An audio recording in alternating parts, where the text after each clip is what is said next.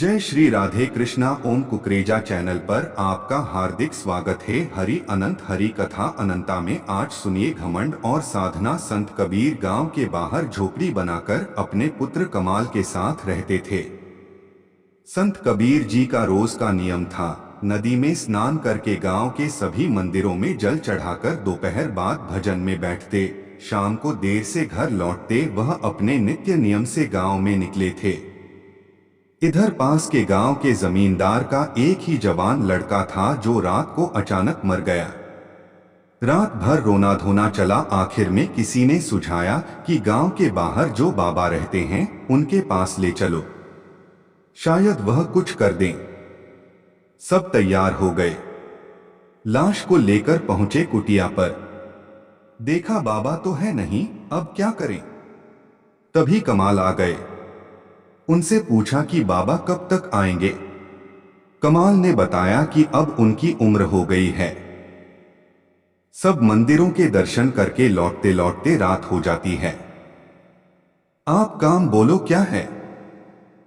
लोगों ने लड़के के मरने की बात बता दी। कमाल ने सोचा कोई बीमारी होती तो ठीक था, पर ये तो मर गया है, अब क्या करें। फिर भी सोचा लाओ कुछ करके देखते हैं, शायद बात बन जाए। कमाल ने कमंडल उठाया, लाश की 3 परिक्रमा की, फिर 3 बार गंगा जल का कमंडल से छींटी मारा और 3 बार राम नाम का उच्चारण किया। लड़का देखते ही देखते उठकर खड़ा हो गया। लोगों की खुशी की सीमा न रही। इधर कबीर जी को किसी ने बताया कि आपके कुटिया की ओर गांव के जमींदार और सभी लोग गए हैं। कबीर जी झटकते कदमों से बढ़ने लगे।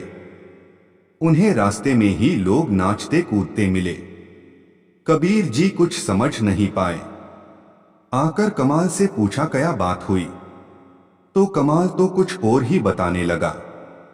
बोला गुरुजी, बहुत दिन से आप बोल रहे थे ना कि तीर्थ यात्रा पर जाना है, तो अब आप जाओ यहाँ तो मैं सब संभाल लूंगा। कबीर जी ने पूछा क्या संभाल लेगा।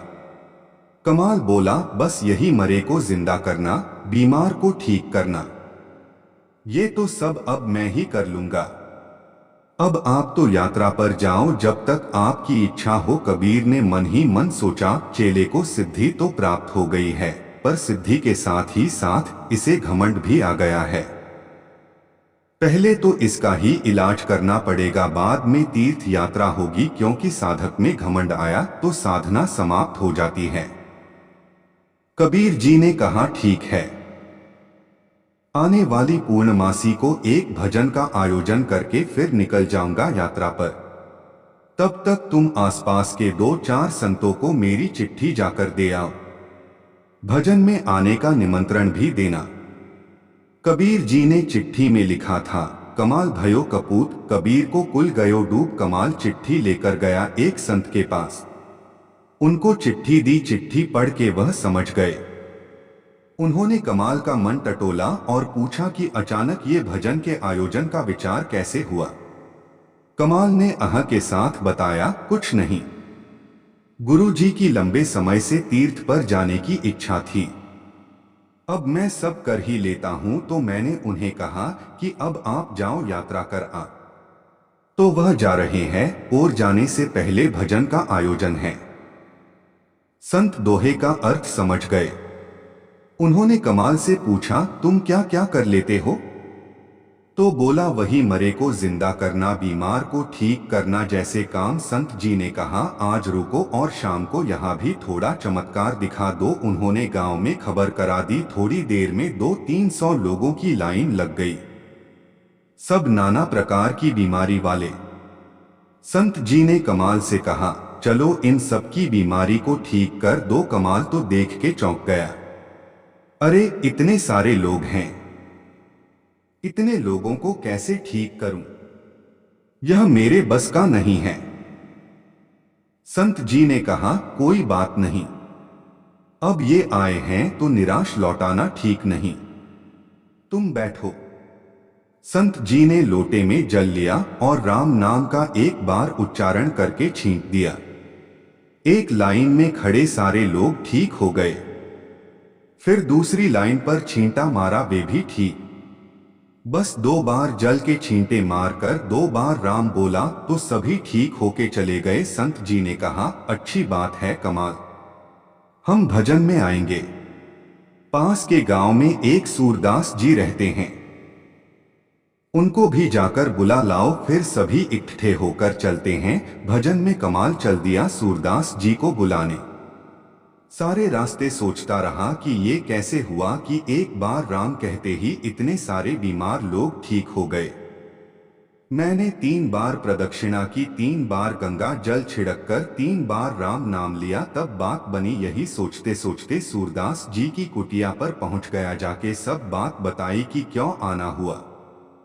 कमाल सुना ही रहा था कि इतने में सूरदास बोले, बेटा जल्दी से दौड़ के जा, टेकरी के पीछे नदी में कोई बहा जा रहा है, जल्दी से उसे बचा ले। कमाल दौड़ के गया, टेकरी पर से देखा नदी में एक लड़का बहा आ रहा था। कमाल नदी में कूद गया और लड़के को बाहर निकालकर अपनी पीठ जी लाद के कुटिया की तरफ चलने लगा। चलते चलते उसे विचार आया कि अरे सूरदास जी तो अंधे हैं, फिर उन्हें नदी और उसमें बहता लड़का कैसे दिख गया। उसका दिमाग सुन्न हो गया था। लड़के को भूमि पर रखा तो देखा कि लड़का मर चुका था। सूरदास ने जल का छींटा मारा और बोला, रा। तब तक लड़का उठ के चल दिया। अब तो कमाल अचंभित की, अरे इन्हें तो पूरा राम भी नहीं बोला, खाली रा बोलते ही लड़का जिंदा हो गया। तब कमाल ने वह चिट्ठी खोल के खुद पढ़ी कि इसमें क्या लिखा है। जब उसने पढ़ा तो सब समझ में आ गया। वापस आके कबीर जी से बोला, गुरु जी संसार में एक से एक सिद्ध हैं, उनके आगे मैं कुछ नहीं हूं। गुरु जी आप तो यहीं रहिए, अभी मुझे जाकर भ्रमण करके बहुत कुछ सीखने समझने की जरूरत है।